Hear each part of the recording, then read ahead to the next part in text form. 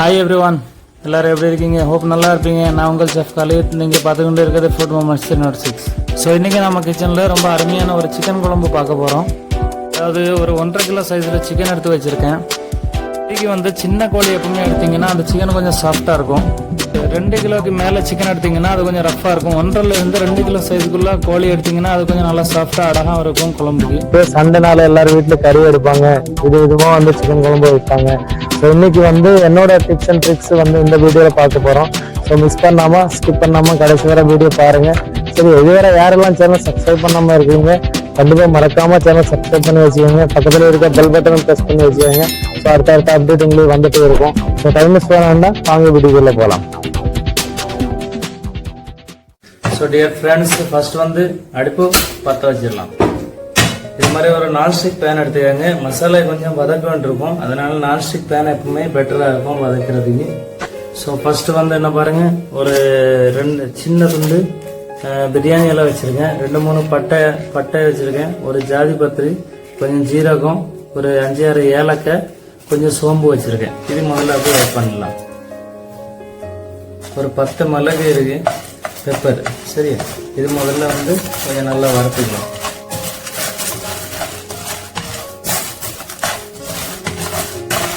இது வறுக்கும் போது கொஞ்சம் ஹை ஃப்ளேமில் லோ ஃப்ளேமில் மாறி மாறி வறுத்துக்கோங்க. ஒரே அடியாக ஹை ஃப்ளேமில் வச்சிடாதீங்க, இல்லைன்னா கரிஞ்சிடும். ஒரே அடியாக லோ ஃப்ளேமில் வச்சுட்டே இருக்கீங்கன்னா ரொம்ப டைம் ஆகிட்டே இருக்கும். சரியா? ஸோ ஹை ஃப்ளேமில் லோ ஃப்ளேமில் மாற்றி மாற்றி வச்சு வறுத்துக்கோங்க. இது ஒரு இடம் வறுத்துருச்சு. இப்போ பாருங்கள், ஒரு 20 பீஸ் இருக்கும் முந்திரி. இது அப்படியே ஆட் பண்ணிடலாம். சரியா? அண்டி பருப்பு, சில இடத்துல முந்திரி பருப்புன்னு சொல்கிறாங்க, இங்கிலீஷில் கேஷ்யூ நட். இதை அப்படியே ஆட் பண்ணிடலாம். தேங்காய் பாருங்கள், கொஞ்சோண்டு கிரேட்டட் கோகோனட், அதாவது திருவண்ண தேங்காய் பார்த்தீங்களா, இதே அப்படியே ஆட் பண்ணிடலாம். இந்த தேங்காய் ப்ரௌன் கலர் வர்றது வர ரோஸ்ட் பண்ணிக்கணும். சரியா? ஃப்ளேம் ஆயில் லோ ஃப்ளேமில் மாறி மாறி வச்சுக்கோங்க. ஒரேடியாக ஹை ஃப்ளேமில் வச்சிடாதீங்க, அப்புறம் ஒரு மாதிரி கரிஞ்ச வாடை ஆகிடும். சரியா? இந்த நேரம் இதில் லைட்டாக ஒரு 5-6 கருவேப்பிலை ஆட் பண்ணிக்கலாம். இது இந்த தேங்காய் நல்லா கோல்டன் ப்ரௌன் கலர்ல வறுக்கணும். சரியா? அப்பதான் இந்த கிரேவியோட கலர் நமக்கு சூப்பரா கிடைக்கும். இது நான் பாத்தீங்களா, ஒரு அளவு லைட்டா கோல்டன் ப்ரௌன் கலர்ல வர ஆரம்பிச்சிருச்சு. ரொம்ப நேரம் ஃப்ரை பண்ண தேவையில்லை, ஒரு 2-3 நிமிஷம் நல்லா வறுத்தினா போதும். நல்லா சூப்பரா கோல்டன் ப்ரௌன் கலர்ல வந்துடும். சரியா? இதனால நம்ம ஃப்ளேம் ஆஃப் பண்ணிக்கலாம். அவ்வளோதான். இது கொஞ்சம் நல்லா ஆற வச்சுட்டு ஒரு மிக்சியில் நல்லா ஃபைன் பேஸ்ட்டாக அரைச்சிக்கலாம்.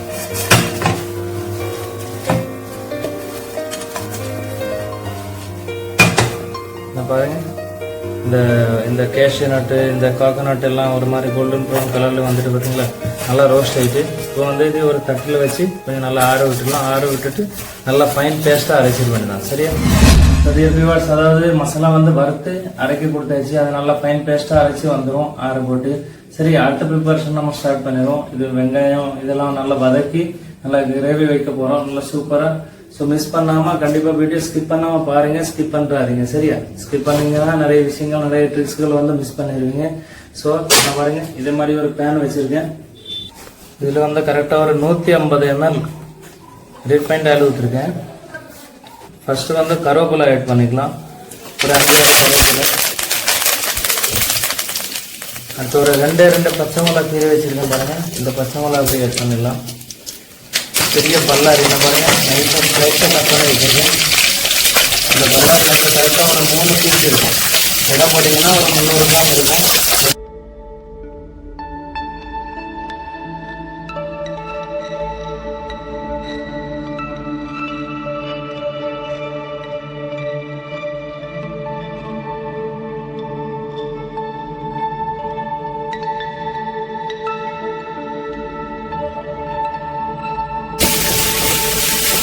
வெங்காயம் நல்லா கோல்டன் ப்ரௌன் கலர் வர்ற இடம் நல்லா வதக்கணும்.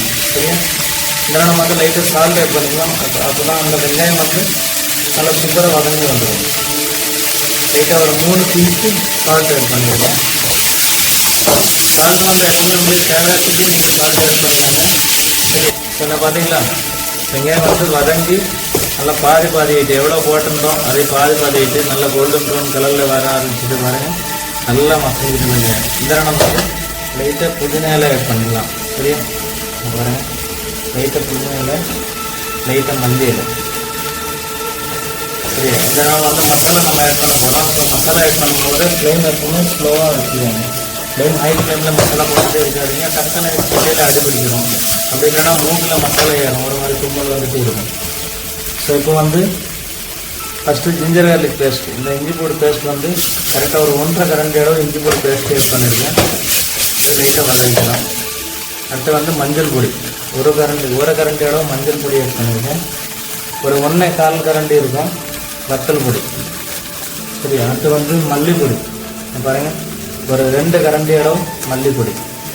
அப்புறம் கடைகளில் சிக்கன் மசாலா கிடைக்குங்களா, சிக்கன் மசாலா வந்து ஒரு 1.5 கரண்டி சிக்கன் மசாலா ஆட் பண்ணியிருக்கேன்.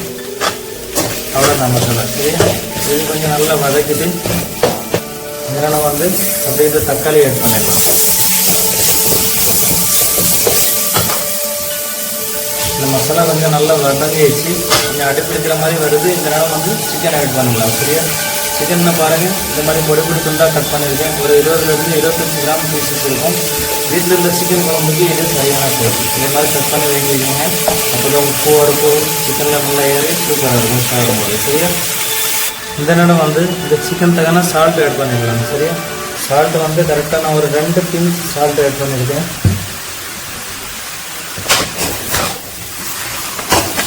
இப்போ வந்து இது ஹை ஃப்ளேமில் வச்சு நல்லா இந்த சிக்கனை வதக்கணும். இந்த சிக்கனுக்கு உள்ள உப்பு மசாலா எல்லாம் இறங்கணும். சரி, இறங்கிட்டு இந்த சிக்கன் வந்து தண்ணி விடும். தண்ணி வந்து எப்பவுமே ஊற்றிடக்கூடாது. எதுவுமே இது கொஞ்சம் ட்ரையாகவே செஞ்சால் கொஞ்சம் நல்லாயிருக்கும். அது கூட பருப்பு குழம்பு, ரசம் இந்த மாதிரி வச்சுட்டு நம்ம ஒயிட் சாதத்தை வச்சு சாப்பிட்டுக்கலாம், சூப்பராக இருக்கும். அப்படி இல்லைன்னா நம்ம பரோட்டா, சப்பாத்தி, தோசை, இட்லி அதுக்கு சைடிஷாகவே வச்சுக்கலாம், ரொம்ப அருமையாகவே இருக்கும்.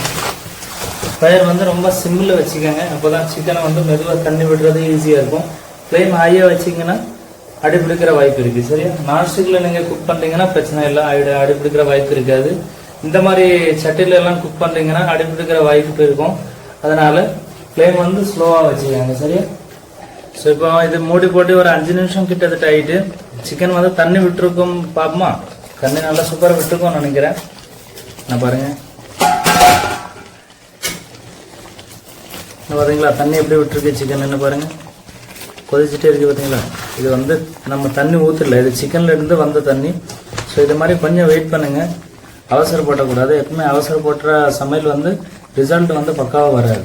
சரியா, ஸோ என்ன பாருங்கள், இந்த நேரம் வந்து இதுக்கு லைட்டாக உப்பு செக் பண்ணிக்கோங்க.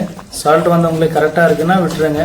சால்ட் இந்த நேரம் வந்து கொஞ்சம் தூக்கலாக இருக்கணும். ஏன்னா இன்னும் மசாலா இதில் விடுவேன் இருக்குல்ல, தேங்காயெல்லாம் விடுவேன் இருக்குது. இது வந்து ஹாஃப் குக் ஆகிட்டு இப்போ வந்து இந்த தேங்காயெல்லாம் விட்டலாம். ஏன்னா தேங்காய் ஏற்கனவே வறுத்து வச்சிருக்கனால தேங்காய் போட்ட பிறகு ரொம்ப குக் பண்ணணும்னு அவசியம் இல்லை. நல்லா ஒரு இடம் ஒரு 2 நிமிஷம் கொதிச்சு விட்டால் போதும், நல்லா குழம்பு ஜம்முன்னு ரெடி ஆயிடும்.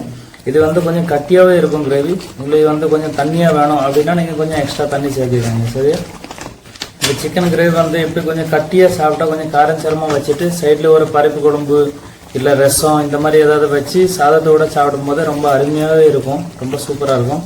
ஸோ மிஸ் பண்ணாமல் கண்டிப்பாக இதே மாதிரி ட்ரை பண்ணி சாப்பிட்டுட்டு கமெண்ட் பாக்ஸில் மறக்காமல் கமெண்ட் பண்ணிக்கோங்க. சரியா, ஸோ இது கரெக்டாக இந்த சிக்கன் வந்து ஹாஃப் குக் ஆகிட்டு இந்த இடம் வந்து இந்த தேங்காய் அப்படி விட்டுடலாம். நான் பாருங்கள், தேங்காய் நல்லா ஃபைன் பேஸ்ட்டாக அரைச்சி வச்சுருக்கேன். தேங்காய், பட்டை, இல்லை இந்த கரம் மசாலா, அதில் கூட கொஞ்சம் கேஷ்யூநட் போட்டு வறுத்து அரைச்சி வச்சுருக்கேன் பாருங்கள். இது அப்படி உள்ளே விட்டுடலாம். இந்த மிக்ஸி ஜாரை அடைச்சி லைட்டாக தண்ணி ஊற்றி அடைச்சி, தண்ணி வந்து ரொம்ப ஆட் பண்ண வேண்டாம், லைட்டாக தண்ணி ஊற்றி அடைச்சிட்டு இதை அப்படியே உள்ளே விட்டுடலாம். சரியா,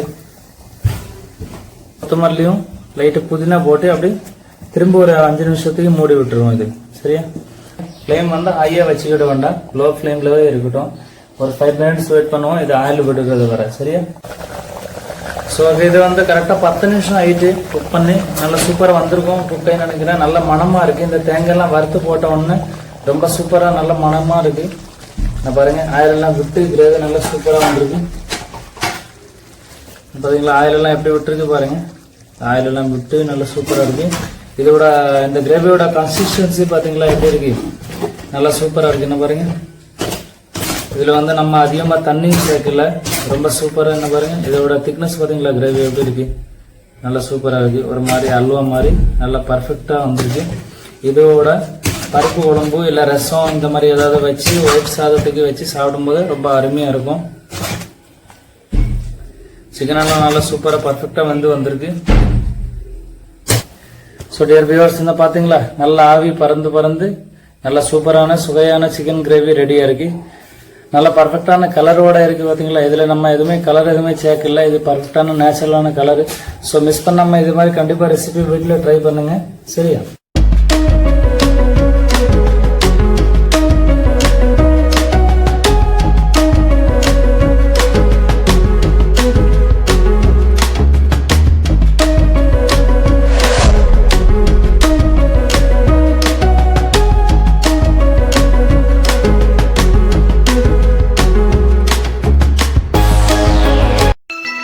so okay dear viewers, chicken குழம்பு எப்படி இருந்துச்சு கண்டிப்பாக கீழே கமெண்ட் பாக்ஸில் மறக்காம கமெண்ட் டைம் பண்ணி சொல்லிக்கோங்க. இதே மாதிரி ட்ரை பண்ணுங்க, வீட்டில் ட்ரை பண்ணி சாப்பிட்டுட்டு நல்லா இருந்துச்சுன்னா கண்டிப்பாக கீழே கமெண்ட் பண்ணுங்க. சரியா? ஸோ இதே மாதிரி அடுத்த அழகான ரெசிபியோட உங்களோட சந்திச்சுட்டே இருப்போம். அதை வர ஜெய் ஹிந்த், ஜெய் பாரத்.